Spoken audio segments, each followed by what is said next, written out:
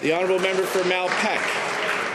Speaker, for 3 days now, the Minister of Human Resources has failed to answer direct questions on the clawback of pensions of seasonal workers. Does she not know how the system works? No, she doesn't. Human Resources takes the annual Canada pension plan of an individual, divides by 52, which gives them the weekly calculation.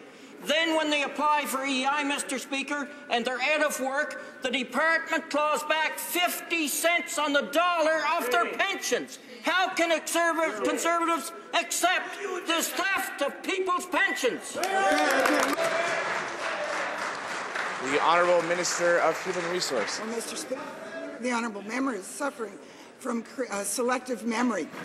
Because, Mr. Speaker, in this regard, the application of the EI rules is the same as what it was before any of the other changes were made. In fact, Mr. Speaker, the application is actually the same as it was under the previous Liberal government.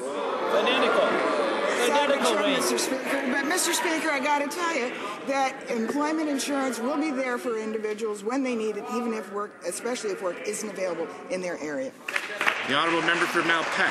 It would be awful nice if the Minister of Human Resources would tell the truth to Canadians, because the fact of the matter, under the new system, the Canada Pension Plan is clawed back 50 cents on the dollar.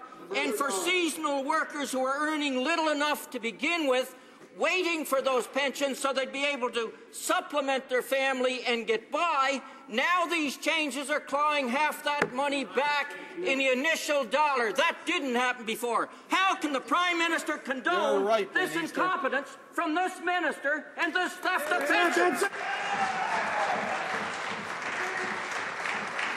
The Honourable Minister of Human Resources. Mr. Speaker, it's not the CPP that's being clawed back. In fact, the member should remember from his days at the Cabinet table how they applied the system, and that was to make sure that and that's the same way it's being applied now, and the principles are exactly the same, Mr. Speaker. Mr. Speaker, we're working to make sure that we're connecting Canadians with jobs when they're available in their area, but if jobs aren't available, we're continuing to make sure that EI is there for Canadians as it always has been. The honourable member for Scarborough Southwest.